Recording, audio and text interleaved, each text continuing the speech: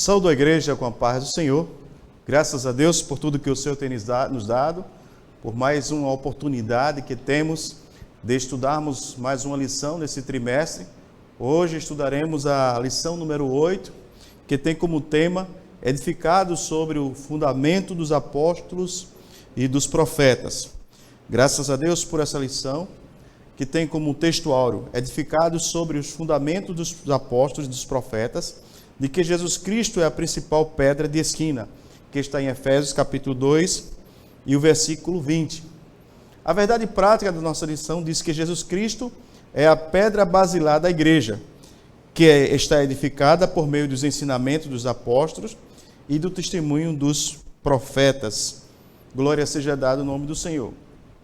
O texto bíblico em classe está na carta do apóstolo Paulo aos Efésios, capítulo 2, do versículo 20 ao versículo 22, e no Evangelho segundo escreveu São Mateus, no capítulo 7, do versículo 24 ao 27. Em Efésios, capítulo 2, versículo 2 e 20, que diz o seguinte: edificados sobre os fundamentos dos apóstolos e dos profetas, de que Jesus Cristo é a principal pedra de esquina, no qual todo o edifício, bem ajustado, cresce para o templo santo no Senhor, no qual também vós, justamente, sois edificados para a morada de Deus no Espírito. Mateus capítulo 7, versículo 24, diz: todo aquele, pois, que escuta essas minhas palavras e as pratica, assemelhá-lo-ei ao homem prudente, que edificou a sua casa sobre a rocha. E desceu a chuva, e correram os rios, e assopraram os ventos, e combateram aquela casa, e não caiu, porque estava edificada sobre a rocha. E aquele que ouve estas minhas palavras e as não cumpre, compará-lo-ei ao homem insensato, que edificou a sua casa sobre a areia. E desceu a chuva, e correram os rios, e assopraram os ventos, e combateram aquela casa, e caiu, e foi grande a sua queda. Graças a Deus, irmãos, por essa lição, por essa leitura que fizemos nessa noite, a leitura referente à 8ª lição do nosso trimestre. O objetivo geral da nossa lição é ensinar que Cristo é a base da igreja e estamos alicerçados na doutrina dos apóstolos e no testemunho dos profetas. Os objetivos específicos da nossa lição são explicar que no Antigo Testamento Deus habitou no tabernáculo e no templo, mas que no Novo habita em nós por meio do seu Espírito Santo. Apresentar o fundamento da igreja como a doutrina dos apóstolos e o testemunho dos profetas. E último, refletir que somos templos do Espírito Santo e devemos viver em santidade. Graças a Deus, irmãos. E antes de iniciarmos o estudo nessa noite, eu gostaria de convidar vocês para fazermos uma oração, apresentando ao Senhor não somente o estudo que queremos apresentar nesta noite, mas também as famílias, as pessoas amigas, os nossos irmãos em Cristo, para que o Senhor possa estender as suas mãos misericordiosas e continuar nos dando livramentos, continuar derramando sobre nós a sua graça infinita. Incline a sua cabeça e oremos em nome do Senhor.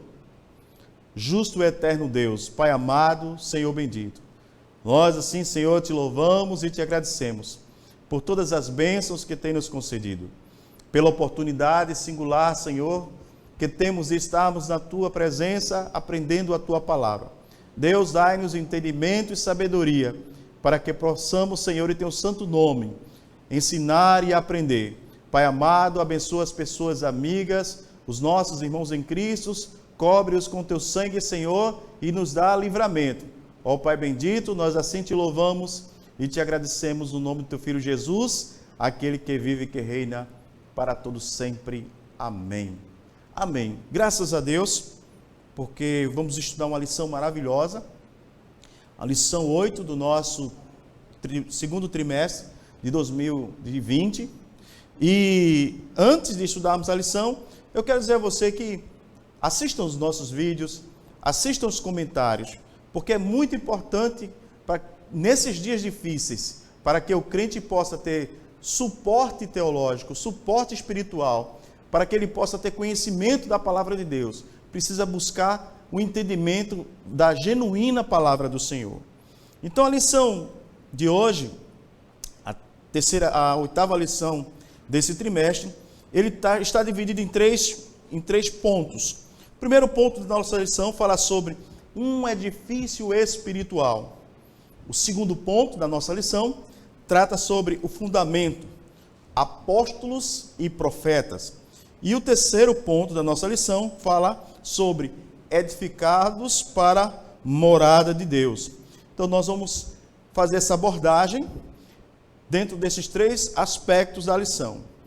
O primeiro ponto, o primeiro aspecto, a primeira abordagem da lição fala sobre o edifício espiritual. Então, quando nós pensamos em edifício, nós pensamos em uma construção, algo que tem uma base. Ninguém vai construir uma casa sem antes construir uma base. Ninguém vai construir um edifício sem antes colocar os fundamentos. Então, dentro desse aspecto da nossa lição, a construção da igreja, a construção desse pavimento espiritual, dessa estrutura espiritual chamada igreja, teve uma base teórica. E essa base teórica e prática era justamente o santuário dos judeus. Então, o que diferenciava a igreja do santuário dos judeus, o templo de Jerusalém, era justamente porque no templo de Jerusalém, Deus habitava naquele templo. Deus enchia aquele templo com a sua glória. Então, dentro do conceito judaico de local de adoração, o templo de Jerusalém é um lugar físico, uma estrutura física construída com objetivo, ou seja, receber a presença de Deus. Que nós temos o termo Shekinah, a glória de Deus que enchia aquele lugar. Então esse era o conceito teórico e prático que os judeus tinham acerca do templo de Jerusalém. E isso fazia com que alguns estrangeiros, como nós estudamos nas outras lições, não terem acesso ao templo de Jerusalém. E entre esses estrangeiros estávamos nós, os gentios, que não tinham descendência judaica, não tínhamos o costume judaico, estava aquém do entendimento da lei e das promessas que Deus havia feito aos patriarcas judaicos, então nós não tínhamos acesso ao templo de Jerusalém. Então, com a morte de Cristo na cruz do Calvário, a nossa remissão nos reconciliou, abolindo assim as leis cerimoniais e desfazendo a inimizade entre os gentios e os judeus, criando agora uma nova humanidade, algo que nós já vimos na lição passada. Então agora, nós somos agora uma nova humanidade. Não existe mais judeus, não existe mais gentios, mas existe uma nova natureza humana que é justamente a igreja. Judeus e gentios vivendo em comunhão mediante o sacrifício de Jesus Cristo na cruz do Calvário. Então agora nós passamos daquela condição que era a adoração exclusiva de Deus apenas no templo de Jerusalém, e agora nós somos pertencentes a Cristo e somos comparados a um edifício onde Deus habita em espírito. Então agora, nessa transição, com o surgimento da igreja, não necessitamos mais adentrar o templo de Jerusalém para adorar ao Senhor. Nós estudamos lá nos evangelhos, que quando Jesus ele é crucificado, que ele morre, uma das ações que ocorrem é que quando Jesus morre, o véu do templo se rasga de alto a baixo. Isso simbolizava o quê? Que agora nós, por meio do sacrifício de Jesus Cristo, nós agora temos acesso, livre acesso, ao lugar santo dos santos, que na simbologia judaica, somente o sumo sacerdote poderia ter acesso ao lugar santo dos santos. Então, o ensinamento do apóstolo Paulo relembra o que o que Salomão estabelece, que o templo era algo que poderia conter Deus. E agora ele diz que a nova natureza da igreja permite e condiciona que o crente agora seja o templo e morada do Espírito Santo de Deus. E aí reafirma a instrução do diácono Estevão, em que ele fala que o Altíssimo não habita mais em templos feitos por mãos humanas. Está lá no livro de Atos, no capítulo 7 e o versículo 48. Ou seja, crentes, judeus e gentios, torna-se o templo onde o Espírito de Deus agora habita. Ou seja, nós agora somos pedras vivas. O edifício espiritual, como está escrito em 1 Pedro, capítulo 2 e o versículo 5. Bendito seja o nome do Senhor. O terceiro ponto, nessa abordagem, fala sobre a pedra angular. Se vocês lembram, no início, eu falei que todo edifício, ele precisaria ser suportado por uma base. Ninguém constrói uma casa sem antes fazer a base. Ninguém constrói um edifício sem antes fazer os pilares de sustentação desse edifício. Então, quando nós pensamos na igreja como sendo a estrutura de Deus, e nós somos as pedras vivas que faz a composição dessa estrutura, nós precisamos de uma pedra angular.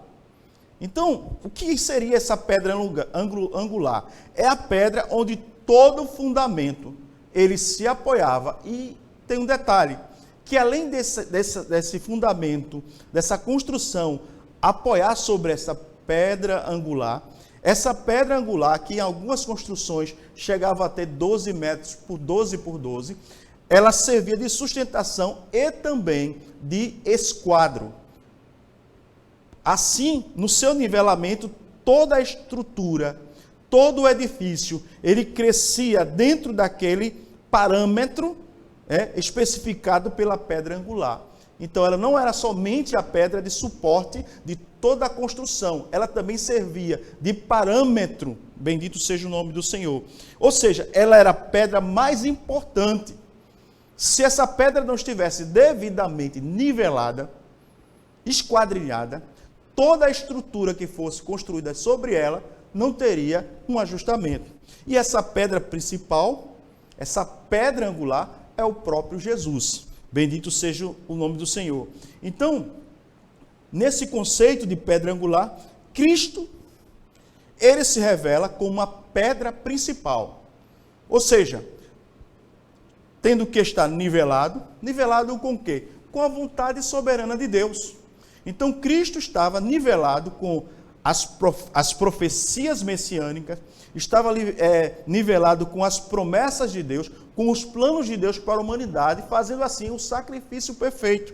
Bendito seja o nome do Senhor. E assim, ele que seria a pedra rejeitada, lá em João capítulo 1, fala acerca de Jesus não ter sido aceito pelos judeus, como sendo Messias, assim concretizando-se a profecia que está no Salmo 118, capítulo 22, que diz que a pedra rejeitada tornou-se cabeça de esquina. Bendito seja o nome do Senhor. Então, ele mesmo, Jesus, é a cabeça de esquina, é a pedra angular, é o suporte da igreja. Então, os próprios apóstolos, eles testificam ser Cristo a pedra principal, que está registrada lá em Atos Apóstolos, capítulo 4, versículo 11, e 1 Pedro, capítulo 2, versículo 7. Isso cria aí desmistifica todo o conceito de outras denominações, de outras religiões, que dizem que Pedro é a pedra que sustenta a igreja. Quando nós analisamos dentro do conceito, Pedro é apenas parte da estrutura chamada igreja. Pedro é apenas uma pedra que compõe, é uma pedra viva que compõe a estrutura da igreja, sendo Jesus Cristo a pedra angular. Então não existe base bíblica para afirmarmos que Pedro é a pedra de sustentação da igreja, como alguns acreditam. Só porque no texto bíblico o Senhor diz assim: Pedro, tu és Pedro, e sobre esta pedra edificarei a minha igreja. Na realidade, Jesus está dizendo assim: Pedro, tu és Pedro, pedra pequena. Bendito seja o nome do Senhor. Ele estava dizendo que Pedro, tu és Pedro. Ele estava afirmando a natureza de Pedro, que Pedro quer dizer Petros, pedra pequena. Mas ele diz: sobre esta pedra, ou seja, ele mesmo edificarei a minha igreja. Até mesmo porque Pedro, um homem como nós, somos homens falíveis. Então nós não podemos pensar que a igreja seria edificada sobre o apóstolo Pedro. Um homem santo, temente a Deus, conheceu a Jesus, tem a salvação, mas isso não o condiciona a ser o suporte da igreja. Assim, toda a obra da salvação estava passiva à falência da natureza pecaminosa de Pedro. Bendito seja o nome do Senhor para sempre. Então, a pedra angular deste novo santuário, cujo Senhor Deus iria habitar por meio do seu Santo Espírito, quem é? O próprio Jesus. Bendito seja o nome do Senhor. Então, nesse primeiro ponto, dessa primeira abordagem da nossa lição, nós vimos que Cristo cria um novo conceito de santuário. Os crentes agora são comparados a um edifício espiritual, onde Cristo é a pedra principal. Bendito seja o nome do Senhor. Então,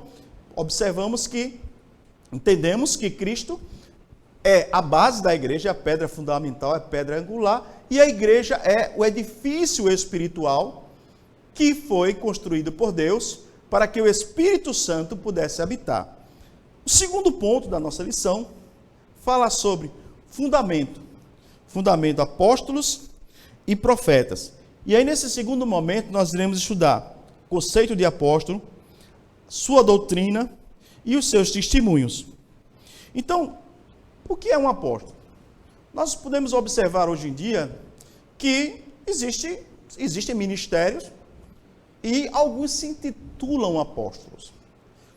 Mas nós cremos que existiram os apóstolos e esses apóstolos eles tinham suas características.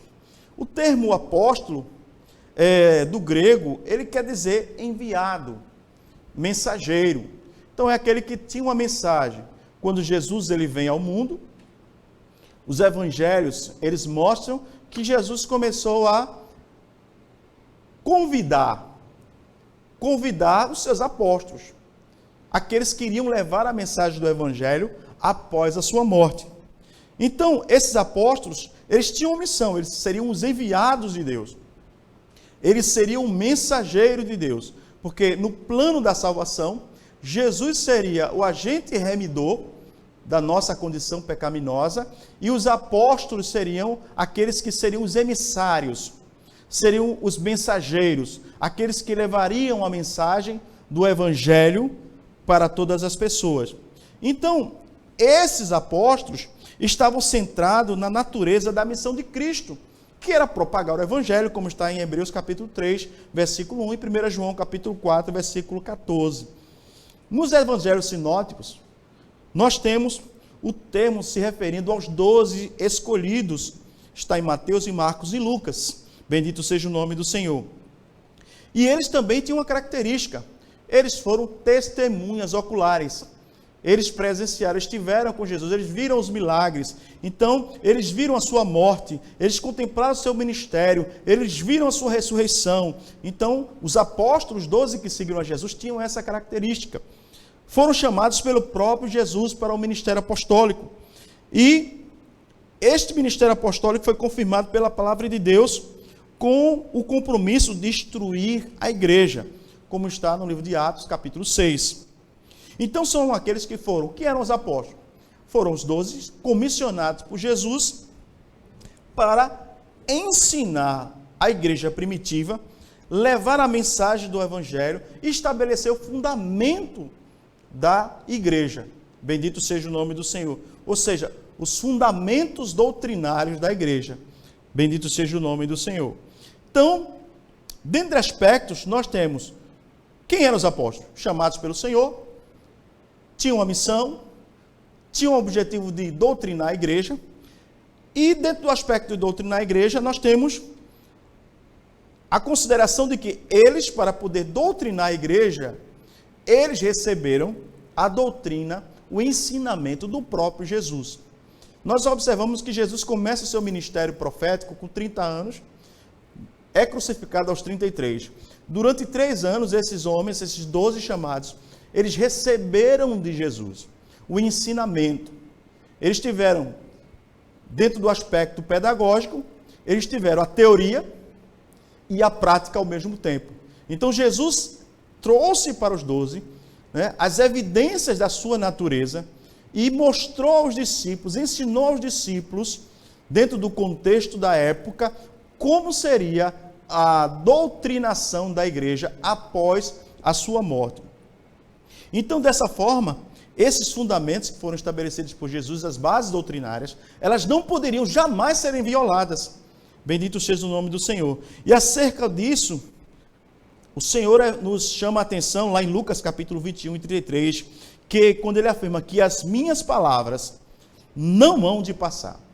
Então nós observamos que Jesus disse, olha, a base doutrinária que eu estou deixando para vocês, e vocês vão multiplicar para a igreja, não vão de passar. Isso é tão evidente que ao longo de todos esses mais de 2.000 anos, nós observamos que a doutrina dos apóstolos permanece a mesma.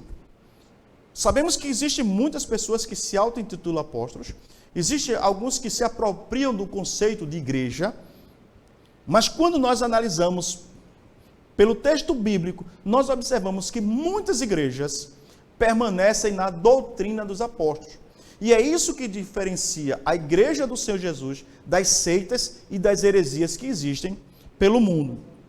Então, a revelação dos apóstolos, ela não pode ser anulada nem substituída por nenhuma outra revelação.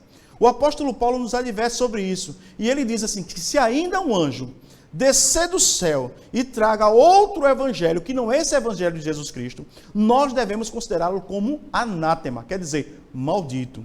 Então, a doutrina dos apóstolos é o fundamento doutrinário. Percebam que Jesus é a base, mas é a base concreta, real, de sustentação da igreja, e a sua doutrina é o conceito da sua lei, da sua vontade, para que a igreja possa manter-se dentro dos princípios proféticos. O terceiro ponto, nessa abordagem, fala sobre o testemunho dos profetas. Ou seja, eles, por terem uma posição no corpo de Cristo, eram participantes da promessa, e foi revelado pelo Espírito aos profetas no Novo Testamento.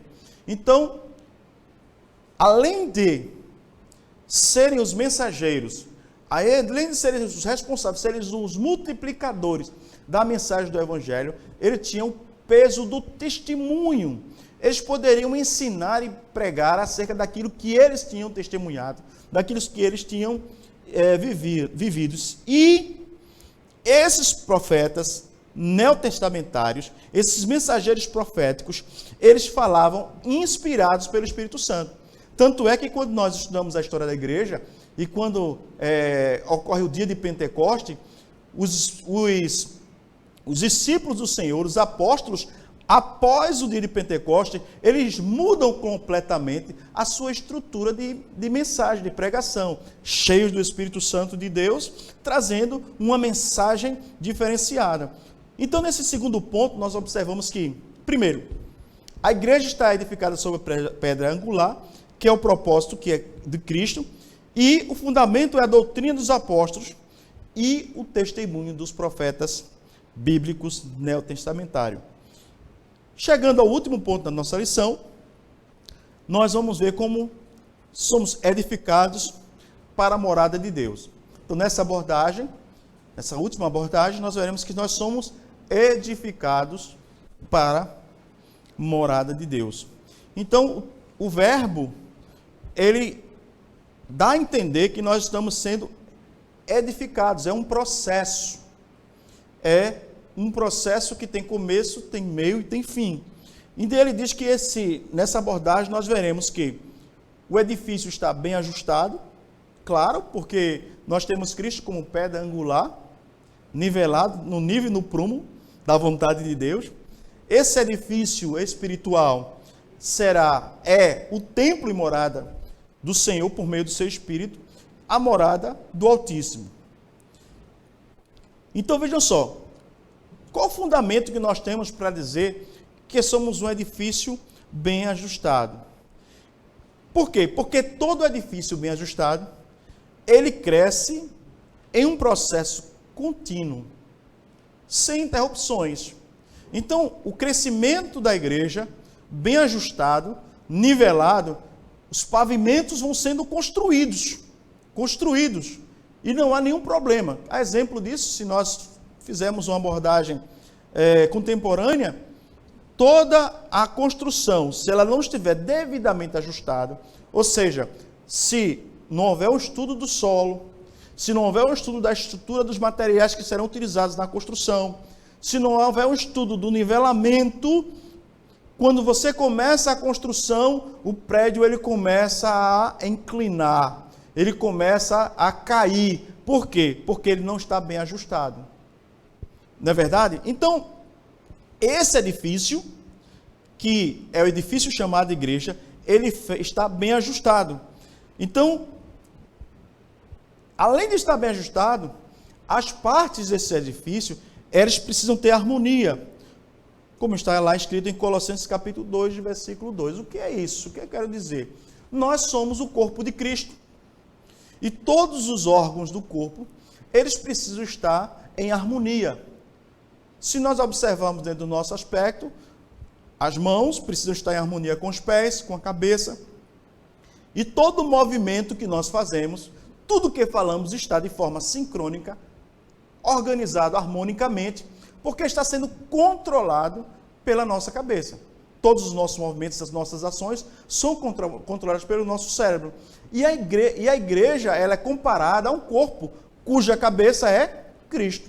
Então, todos os movimentos da igreja, em todos os tempos, em todos os momentos, são controlados por Jesus Cristo.